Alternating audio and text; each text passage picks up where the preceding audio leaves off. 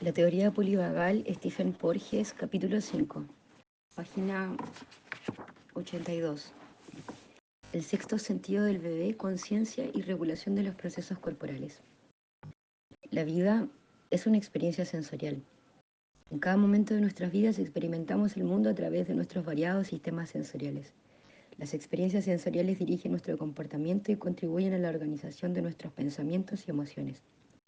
Inmediatamente después de nacer, el recién nacido es bombardeado con una variedad de estímulos sensoriales. Estos proporcionan información importante acerca de las características y demandas potenciales del nuevo entorno del bebé. El niño debe detectar, discriminar y adaptarse de inmediato a esta información.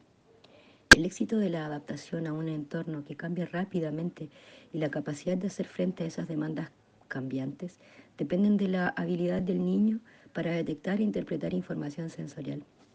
Por tanto, cuando estudiamos los patrones de comportamiento, las vocalizaciones y la reactividad fisiológica de los bebés, tratamos de entender cómo utiliza el niño los sistemas sensoriales para detectar la información del entorno y cómo integra esa información en su esquema motor afectivo y cognitivo para interactuar con un entorno cambiante y adaptarse con éxito.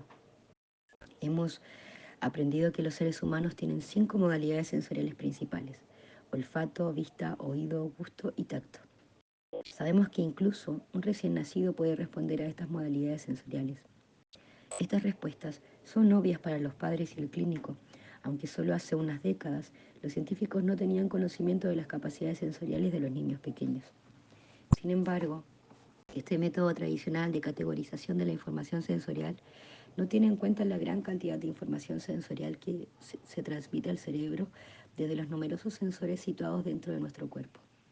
Incluso los modelos clínicos actuales de regulación infantil, por ejemplo, Ayres 1972, Greenspan 1991, que enfatizan la importancia del procedimiento sensorial en el desarrollo cognitivo y emocional del bebé y las diferencias individuales en la facilidad con la que estos detectan e interpretan la información sensorial, se centran principalmente en 3 modalidades sensoriales que describen el medio externo, es decir, el tacto, la vista y el oído.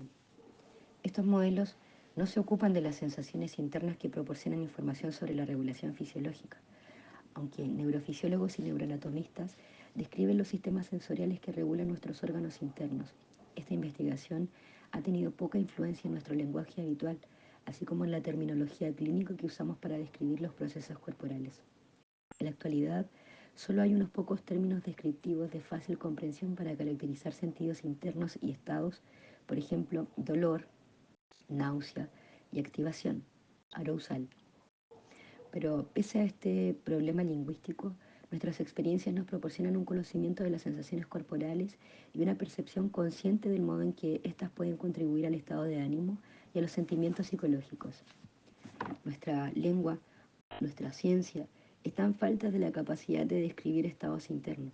En nuestras interacciones de todos los días elegimos términos vagos como sentimientos para describir las secuencias psicológicas de los cambios corporales. Los científicos del comportamiento a menudo intentan materializar estos términos operativizando conceptos tales como estado de ánimo y emoción, con informes verbales y por medio de sistemas de codificación. Los clínicos infieren estos sentimientos y usan términos descriptivos del tono emocional. Sin embargo, cada vez que hablamos de sentimientos, emociones, estados o ánimo, siempre estamos tratando de describir los estados internos que están siendo continuamente controlados y regulados por el sistema nervioso.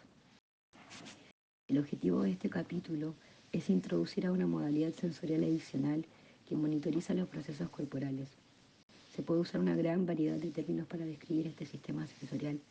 La fisiología característica, la fisiología clásica denomina a este sistema sensorial interocepción. La interocepción es un concepto global que incluye tanto nuestros sentimientos conscientes como nuestra monitorización inconsciente de los procesos corporales. La interocepción, al igual que otros sistemas sensoriales, tiene 4 componentes. 1. Sensores ubicados en varios órganos internos para sentir las condiciones internas. 2. Vías sensoriales que transmiten la información al cerebro sobre las condiciones internas. 3. Estructuras cerebrales para interpretar la información cerebral y organizar sistemas para responder a los cambios de las condiciones internas. 4. Vías motoras que comunican desde el cerebro de vuelta a los órganos internos que contienen los sensores que modifican directamente el estado del propio órgano interno. Las estructuras cerebrales evalúan la información interoceptiva, las estructuras cerebrales evalúan la información interoceptiva, la categorizan, la asocian con otra información sensorial y almacenan las asociaciones en la memoria. La interocepción es el sentido primario, es el sexto sentido primario. Los 5 sentidos clásicos ya descritos se clasifican con base en los sensores situados en la superficie externa del cuerpo, los exteroceptores. Sin embargo, somos conscientes de que los sextos sentidos externos, por ejemplo la visión, audición, sonido, tacto, olfato y gusto, no son la única fuente de estimulación que dirige el comportamiento del bebé. La capacidad de detectar estados internos y procesos corporales mediante interoceptores ubicados en el corazón, el estómago, el hígado y otros órganos dentro de la cavidad corporal constituye un sexto sentido clave para la supervivencia del bebé.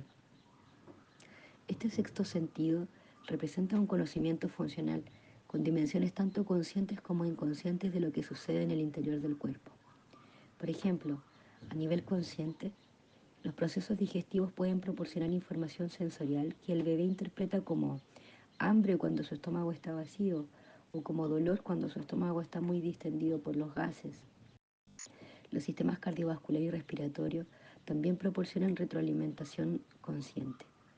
El nivel de alerta se modifica en función de los cambios tanto de presión arterial debido a la postura, cuando por ejemplo un bebé se alegra cuando le cogen en brazos y le mantienen erguido o apoyado en el hombro de uno de sus padres, como de concentración de sangre de dióxido de carbono y oxígeno. A nivel inconsciente, los órganos internos tienen sensores que envían continuamente información a estructuras cerebrales. Este conocimiento inconsciente fomenta la estabilidad, homeostasis, de la fisiología interna mediante ajustes rápidos que sustentan conductas motoras y procesos psicológicos específicos. Aunque las sensaciones corporales son de suma importancia para el éxito de la supervivencia del niño, los especialistas en desarrollo evolutivo de la actualidad están más interesados en la capacidad del niño para percibir estímulos externos. Por ejemplo, las herramientas de evaluación clínica, como los exámenes neurológicos y neuropsicológicos, se centran solo en el procesamiento de estímulos externos. Del mismo modo, nuestras estrategias de crianza e intervención actuales no están en lo absoluto dirigidas a ayudar a los niños pequeños a sentir sus estados fisiológicos internos. No ofrecemos a los bebés y niños pequeños herramientas descriptivas o simbólicas para representar estados internos, ni se ha enseñado a los cuidadores a percibir indicadores conductuales o fisiológicos específicos del gradiente de sensación corporales del bebé. Esto sigue siendo así, pese a que sabemos que el estado de las funciones corporales, como la digestión y las reacciones de los bebés frente a las dificultades en estos procesos, como cólicos, proceden de importantes sistemas sensoriales. Por otra parte, la información sensorial derivada del constante monitoreo de las funciones corporales puede influir en la capacidad del bebé para realizar conductas específicas, percibir estímulos externos y organizar la información en representaciones mentales de cogniciones y emociones. Evaluación del procesamiento sensorial. Para las 5 modalidades sensoriales clásicas, podemos evaluar la competencia del niño para procesar información sensorial mediante la observación directa de la conducta y los informes verbales. Podemos observar estrategias adaptativas y disfuncionales.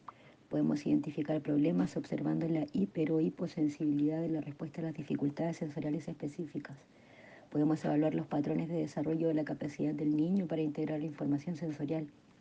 Además, podemos evaluar los procedimientos de intervención ofrecidos por profesionales como especialistas en audición y lenguaje, oftalmólogos, enfermeras, terapeutas ocupacionales, fisioterapeutas, psicólogos, psiquiatras y pediatras.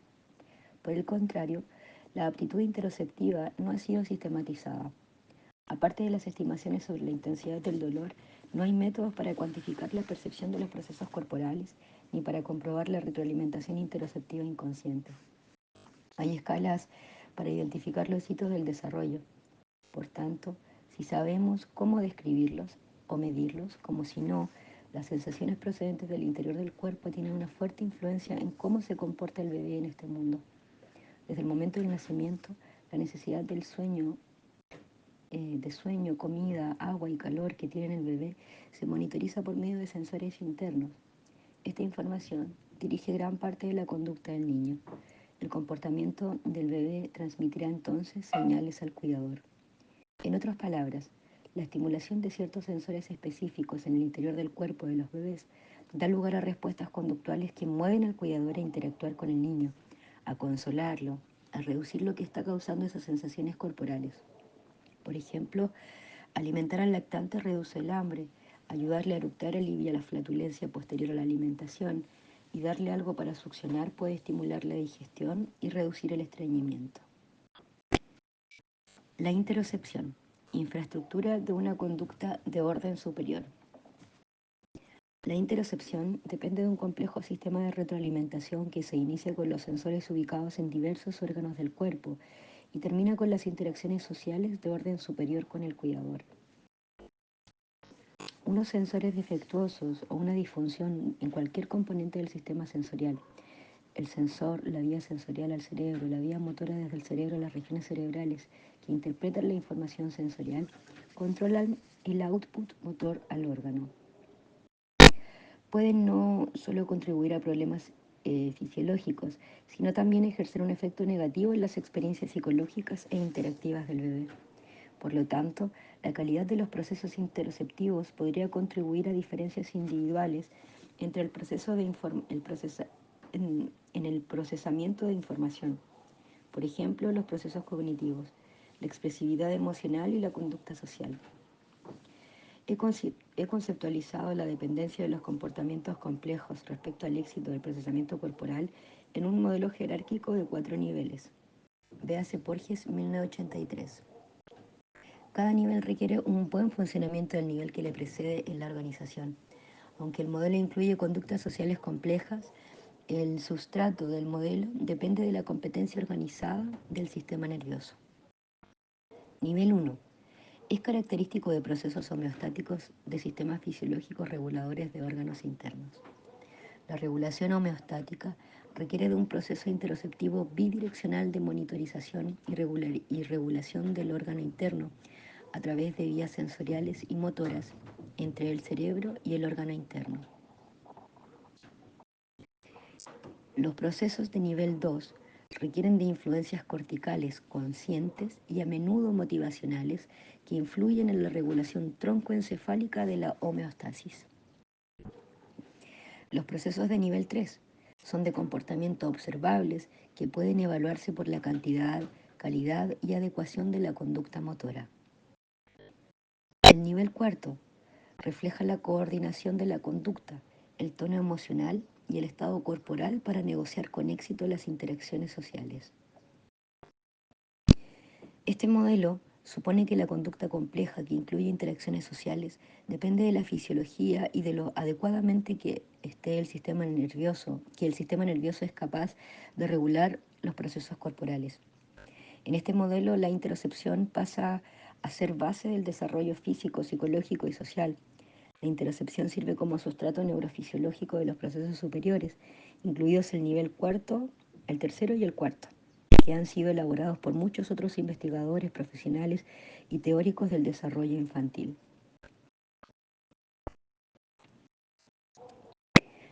Procesos de nivel 1. Homeostasis fisiológica. Bajo el concepto tan vago de sentimientos, hay un proceso fisiológico que depende de la interocepción.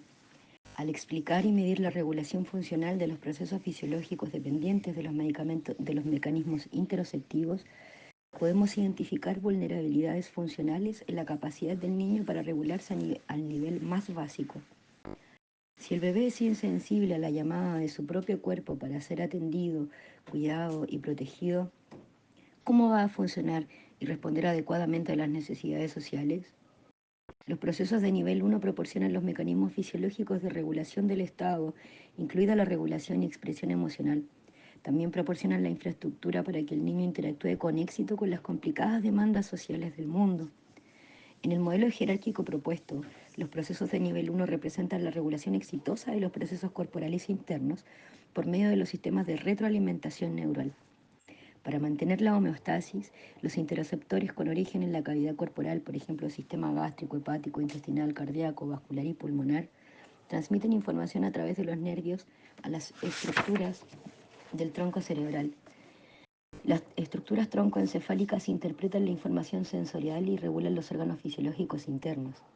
Lo hacen mediante la estimulación de los nervios que controlan directamente los órganos internos, por ejemplo, aumentar o disminuir la frecuencia cardíaca, constreñir o dilatar los vasos sanguíneos, inhibir o facilitar la actividad peristáltica, etc. Influyen indirectamente en los órganos a través de la liberación de hormonas o péptidos específicos, por ejemplo, adrenalina, insulina, oxitocina, vasopresina, gastrina, somatostatina, etc. El nivel 1 se relaciona con los mecanismos de organización y retroalimentación neural que caracterizan el mantenimiento de la homeostasis. Estos procesos homeostáticos pueden dejar de funcionar cuando las condiciones externas o internas o los desafíos externos demandan el máximo de gasto energético. Por ejemplo, la fiebre, el estrés térmico grave, la angustia emocional extrema y el ejercicio aeróbico pueden inhibir de forma refleja los sistemas de retroalimentación del nivel 1. Los estados asociados a una enfermedad grave, por ejemplo, compromiso fisiológico o inestabilidad, también se caracterizan por una regulación a la baja del control neural de los procesos corporales. Alternativamente, la regulación positiva puede ocurrir cuando los interoceptores son estimulados de manera directa. Por ejemplo, el estómago se llena con alimentos o cuando otras modalidades sensoriales influyen de forma refleja en los procesos corporales. Por ejemplo, el olor de una comida apetitosa activa señales que van desde la nariz hasta las estructuras del tronco cerebral, las cuales a su vez estimulan las glándulas en la boca y el estómago para producir secreciones digestivas incluso antes que el alimento entre en la boca. Procesos de nivel 2. El coste de la actividad. El sistema nervioso autónomo es la división de la parte del sistema nervioso que detecta la condición de los órganos internos y regula su actividad. El sistema nervioso autónomo se ocupa de 1. Atender a las necesidades de los órganos en el interior del cuerpo y 2. Responder a los desafíos externos. Podemos definir las estrategias adaptativas conductuales y la homeostasis en términos de la capacidad del niño para equilibrar las necesidades internas y externas. Sobre la base de este modelo, la homeostasis y las estrategias de la respuesta ante las demandas ambientales son interdependientes. La homeostasis es un reflejo de la regulación de las condiciones fisiológicas en el interior del cuerpo. Las estrategias de respuesta reflejan el estado en el que las necesidades internas se vuelven menos importantes que las necesidades externas. Cuando el bebé, que ya ha comido, eructado y le han cambiado, está listo y con ganas de interactuar con el mundo, las personas y de las cosas. Con el mundo de las personas y de las cosas. El sistema nervioso autónomo tiene dos ramas, la simpática y la parasimpática. En general, la rama parasimpática promueve funciones asociadas al crecimiento y la reparación. Y la simpática, por el contrario, promueve un aumento de la producción de energía para hacer frente a los desafíos externos del cuerpo. Cuando no hay demandas ambientales, el sistema nervioso autónomo está al servicio de las necesidades de los órganos internos para potenciar el crecimiento y la reparación. Sin embargo, ante las demandas ambientales, los procesos homeostáticos se ven comprometidos y el sistema nervioso autónomo promueve un mayor gasto de energía, regulando a la baja la función parasimpática y a menudo estimulando la función simpática para hacer frente a los desafíos externos. El sistema nervioso central interviene en la distribución de recursos para lidiar con las demandas internas y externas, las percepciones y las supuestas amenazas a la supervivencia, con independencia de las características físicas del estímulo, pueden llevar a una marcada reducción del tono parasimpático y una activación recíproca del tono simpático. Este equilibrio entre las necesidades internas y externas está monitorizado y regulado por el sistema nervioso central. El nivel 2 representa la integración de los sistemas interoceptivos con otras modalidades sensoriales y procesos psicológicos. A diferencia de la integración refleja, descrita en el nivel 1 y el nivel 2, incluye procesos cerebrales superiores. Los procesos de nivel 2 incluyen aproximaciones voluntarias al estímulo o una conciencia de la necesidad de resolver problemas e implicarse en el procesamiento de información. Para promover el contacto con el estímulo o procesar información, se modifica el estado interno del cuerpo. El nivel 2 se caracteriza por un ajuste apropiado, es decir, con un gradiente de inhibición de los procesos homeostáticos durante los estados atencionales, del procesamiento de información y del comportamiento social. Las respuestas autonómicas son procesos secundarios en la estimulación de otros sentidos, como el oído, la vista o el tacto. En estas condiciones, después de que el bebé detecta información sensorial, sus estructuras cerebrales regulan los órganos autonómicos para facilitar el procesamiento de dicha información. Estos estados fisiológicos pueden favorecer la capacidad del bebé para prestar atención al estímulo sensorial, o bien, mediante el aumento de producción metabólica, apoyar el movimiento físico del niño para aproximarse o alejarse del estímulo. La información sensorial procedente del entorno desencadena cambios en la regulación interna que se mantienen por medio de una interocepción precisa.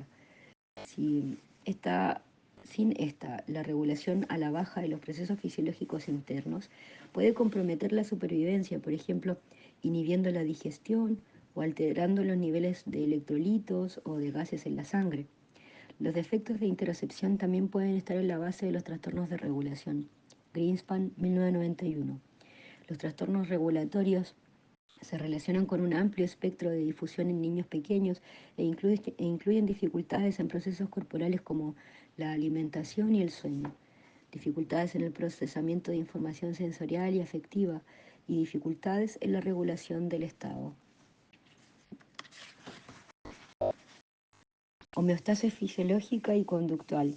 Conceptos paralelos. Como constructo, la homeostasis fisiológica es consistente con la homeostasis conductual señalada por Greenspan en el 1991.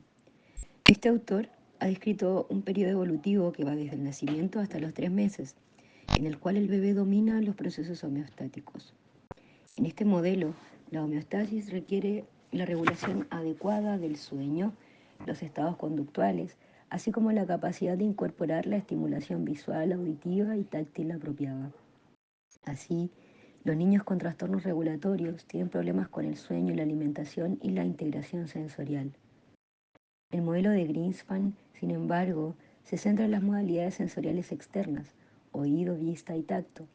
Yo estoy sugiriendo que la homeostasis fisiológica nivel 1 y la regulación de la homeostasis fisiológica para apoyar el procesamiento sensorial de los estímulos ambientales nivel 2 son los sustratos necesarios para la homeostasis conductual. En otras palabras, los trastornos de regulación definidos por la investigación empírica respaldada por la investigación empírica respalda esta hipótesis. Por ejemplo, Dagangui, Di Prieto y Greenspan y Porges en el 1991, Porges, Dowsand y Roosevelt, Portales y Suez en el 1944. Estamos demostrando que las medidas fisiológicas de la homeostasis se relacionan con los problemas conductuales en los bebés.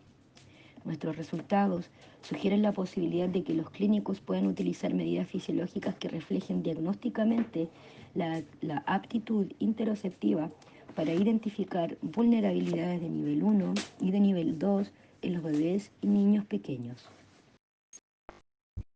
Evaluación de los procesos nivel 1 y 2. En general, los procesos homeostáticos son regulados por el sistema nervioso parasimpático y a través del nervio vago, un gran nervio con varias ramas que permiten la comunicación bidireccional entre las estructuras cerebrales y los órganos internos. El vago, con sus vías sensoriales y motoras, es el componente principal del sistema interoceptivo. El vago y sus ramas representan más o menos el 80% del sistema nervioso parasimpático. Alrededor del 80% de las fibras vagales son sensoriales y van, por lo tanto, directamente a los interoceptores en la cavidad corporal. Por tanto, la medición de actividad vagal proporciona información sobre la contribución interoceptiva al mantenimiento de la homeostasis, los procesos de nivel 1 sobre el papel regulatorio de la homeostasis para dar soporte ante los desafíos ambientales, los procesos de nivel 2. Es posible monitorizar la actividad vagal cuantificando los cambios rítmicos específicos en la frecuencia cardíaca. Véase Porges 1992. Los procesos de nivel 1 pueden evaluarse midiendo el control vagal del corazón durante el reposo o el sueño. Esto proporciona una medida de las capacidades interoceptivas del bebé para mantener el control homeostático. Los procesos de nivel 2 se pueden evaluar midiendo el cambio en el control vagal del corazón durante las dificultades ambientales. Esto proporciona una medida de que la capacidad del bebé para regular a la baja del sistema vagal y hacer frente a las demandas ambientales.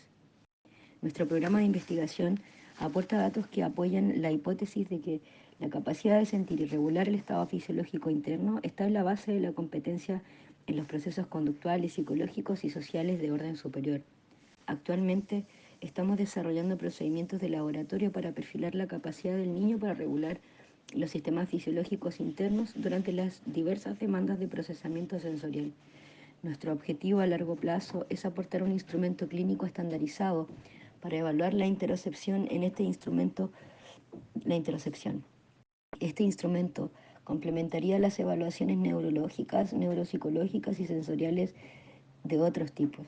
La evaluación daría un indicador de los procesos interoceptivos por medio de la medición de las influencias vagales sobre el corazón, cuantificando cambios rítmicos en el patrón de frecuencia cardíaca entre latidos, la arritmia sinusal respiratoria como medida del tono vagal cardíaco.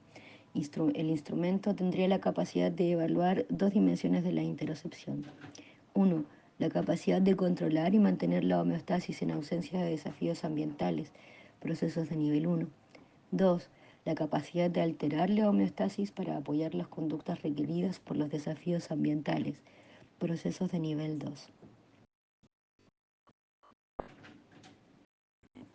La capacidad de medir la interocepción, el sexto sentido, nos abre una nueva ventana a las experiencias sensoriales del bebé. Esto nos permite observar y entender los sentimientos internos del bebé y el modo en el que estos estados internos cambian durante la enfermedad, el procesamiento mental y la conducta social. La teoría polivagal, Stephen Porges, capítulo 6, página 93. La regulación fisiológica en bebés de alto riesgo, un modelo de evaluación y posible intervención. El nacimiento es el mayor desafío de la supervivencia humana. Cuando nace un bebé, el entorno protector del vientre materno desaparece. El parto interrumpe funcionalmente la dependencia del feto de la fisiología materna y lo expulsa de su entorno seguro. Por tanto, el nacimiento marca una transición mientras la gestión de la regulación autonómica pasa del sistema feto-placenta materno al recién nacido. En este exigente entorno, el recién nacido debe tener habilidades para regular los procesos autonómicos, por ejemplo, respirar, alimentarse, digerir, termorregularse, etc., y comunicar las necesidades de su estado autonómico a sus criadores, por ejemplo, llanto. A los pocos minutos del nacimiento, estas habilidades se ponen a prueba. La dificultad para expresar esta competencia fisiológica supone una amenaza vital.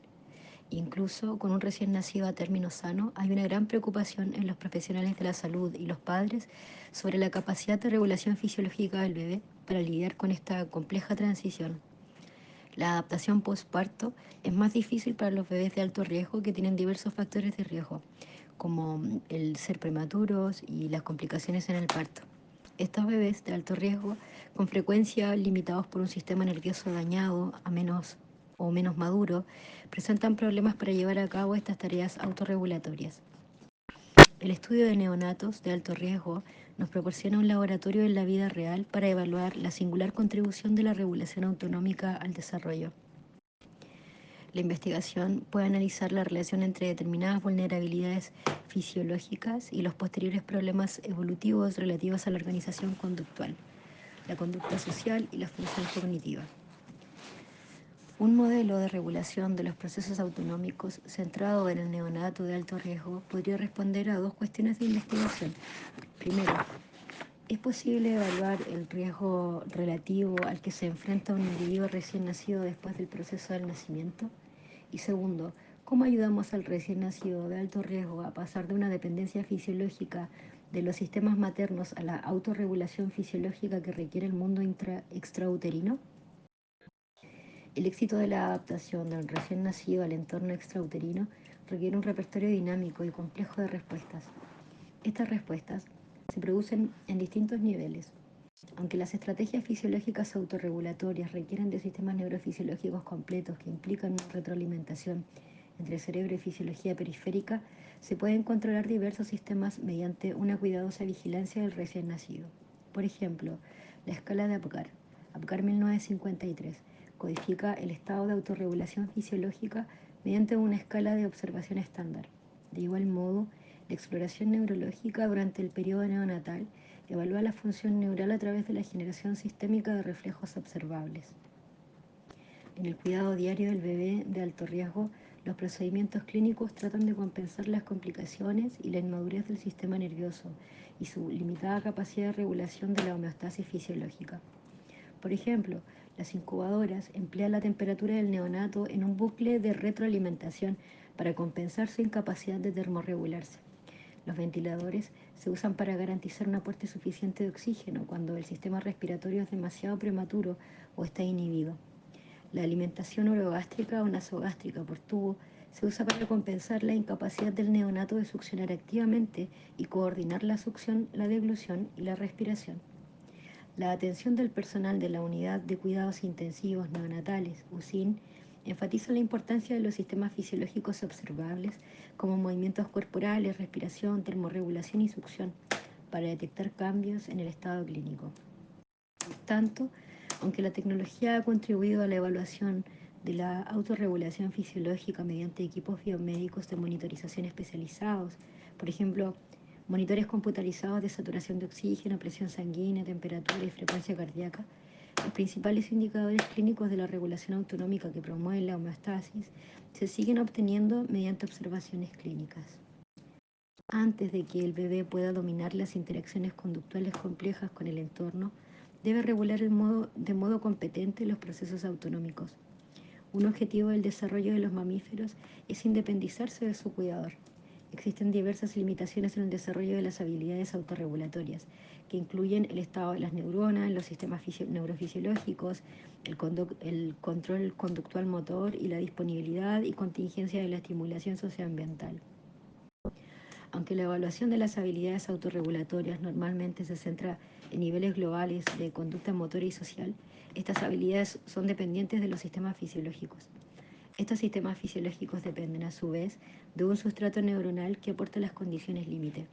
Si se daña el tejido neural, la capacidad de regular los procesos tanto motores como viscerales se ve limitada. Las neuronas pueden dañarse por hipoxia, fiebre, trauma y otras agresiones, como sustancias neurotóxicas. Aunque las neuronas no pueden medirse de forma no invasiva en los bebés, el output funcional de poblaciones de neuronas interconectadas da lugar a respuestas fisiológicas como la succión, la respiración y la frecuencia cardíaca, que pueden ser fácilmente monitorizadas. La autorregulación y el sistema nervioso. El supuesto de que la evaluación es un reflejo de la calidad del funcionamiento del sistema nervioso es algo implícito en el examen del estado clínico del recién nacido. Aunque muchas evaluaciones no precisan un control fisiológico detallado, los sistemas estudiados, por ejemplo, regularidad de la respiración, movimientos corporales, respuesta de succión, coloración de la piel, etc., aportan datos sobre la competencia del sistema y su capacidad de orquestar complejos procesos fisiológicos de autorregulación. De ahí que la mayoría de las estrategias de evaluación se basen en el supuesto de que el sistema nervioso proporciona las habilidades de gestión necesarias para regular los sistemas fisiológicos internos y desempeñan un papel fundamental a la hora de determinar el éxito del bebé para navegar por un entorno cambiante. La autorregulación caracteriza los sistemas fisiológicos. Weiner, 1948, propuso un modelo de autorregulación del sistema nervioso para explicar la homeostasis. Según Weiner, la homeostasis es una propiedad emergente de un sistema que, mediante la comunicación bidireccional, controla y regula el estado de un órgano, para mantener su nivel de producción dentro de un rango funcional específico. Como ilustra la figura 6.1, el sistema incluiría un regulador central que determinaría el output motor dirigido a un órgano después de interpretar la información proveniente del sensor. Por ejemplo, retroalimentación eferente, que monitoriza el estado del órgano. Para mantener la homeostasis fisiológica, las vías sensoriales originadas en los órganos periféricos, por ejemplo quimiorreceptores y variorreceptores en la zona carotidio, transmiten información sobre el estado fisiológico y las vías motoras, por ejemplo vías vagales y simpáticas del corazón. Cambian la respuesta de los órganos periféricos. Las vías sensoriales de los órganos viscerales nacen en la periferia y normalmente terminan en el tronco cerebral. Sin embargo, muchas de las vías motoras tienen su origen en el tronco cerebral y terminan en la periferia.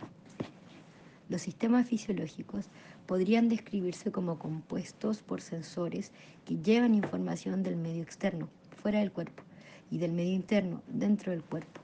Sistemas motores que controlan la actividad conductual y visceral y un mecanismo integrador que evalúa el input de los sensores y determina las características específicas del output motor. El estudio del desarrollo psicológico y conductual normal enfatiza la importancia del entorno externo. Por ejemplo, las diferencias individuales en el desarrollo a menudo se asocian a un estatus socioeconómico, funcionamiento familiar, nutrición y factores de estrés.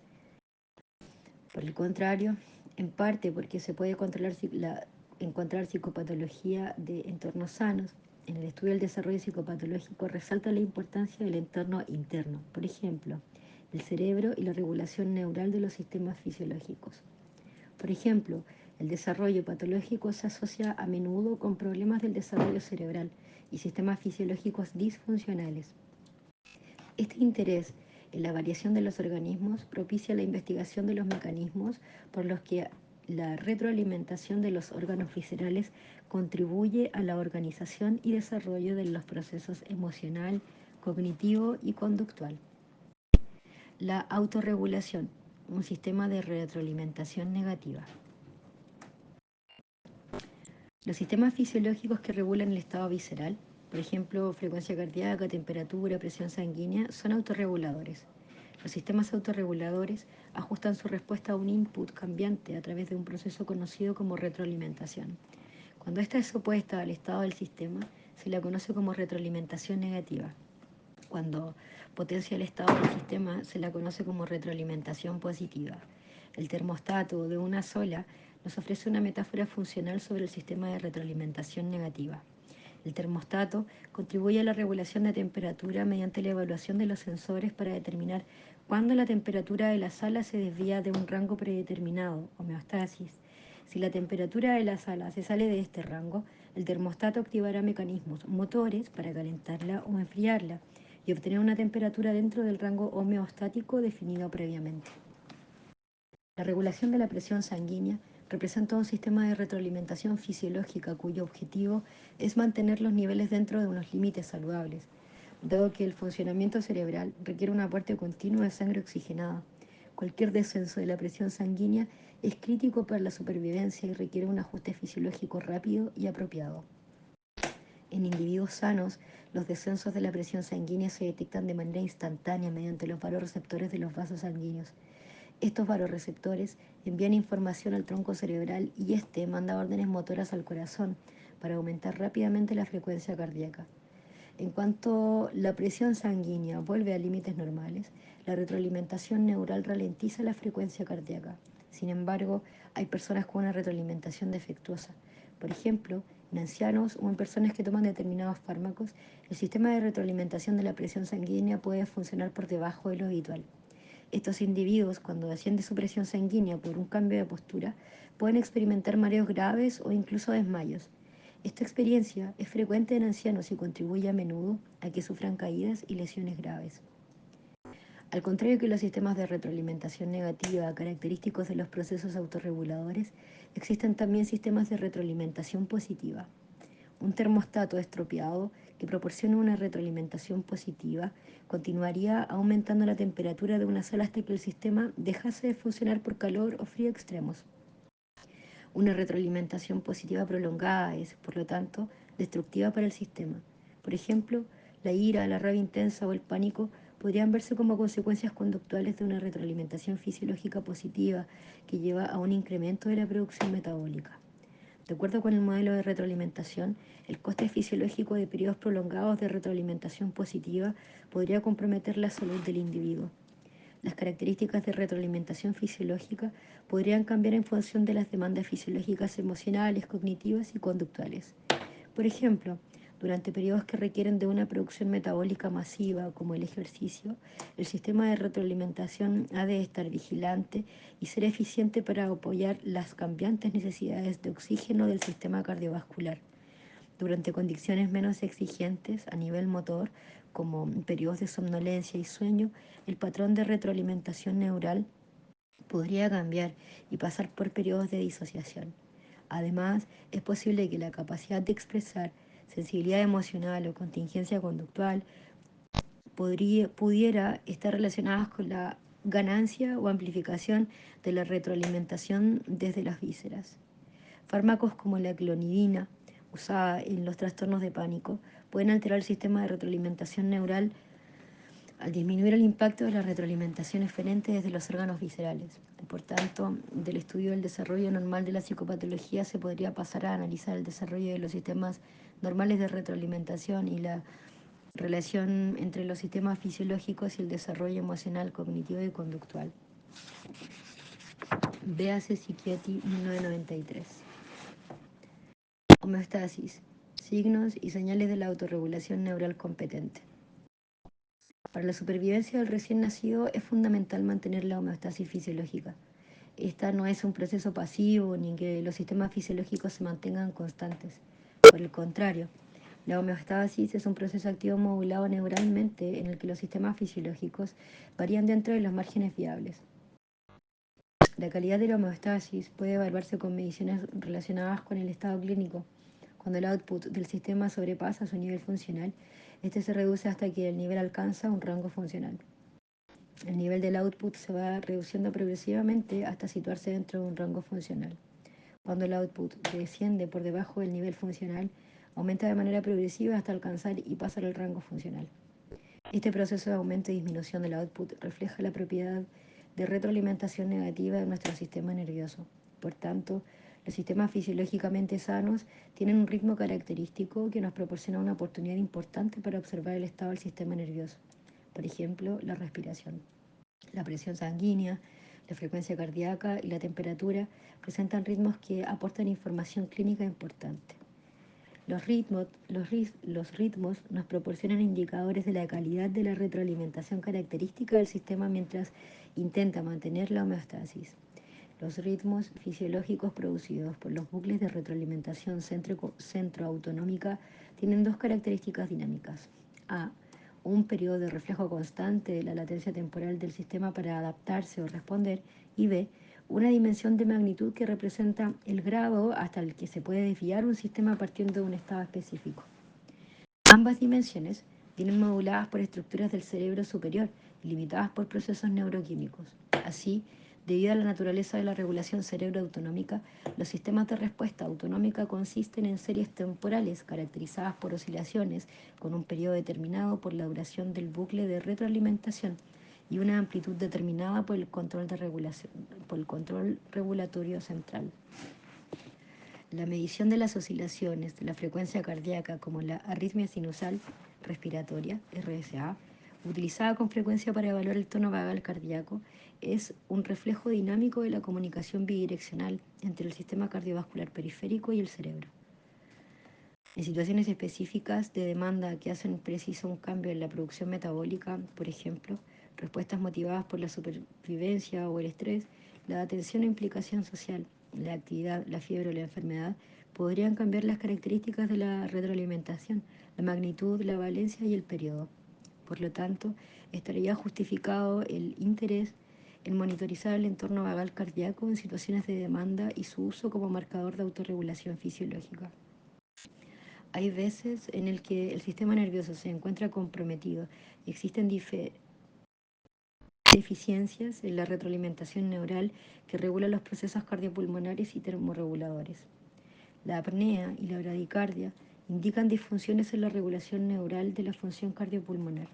De igual modo, las dificultades para mantener la temperatura corporal cuando cambia la temperatura ambiental son un reflejo de problemas en la termorregulación.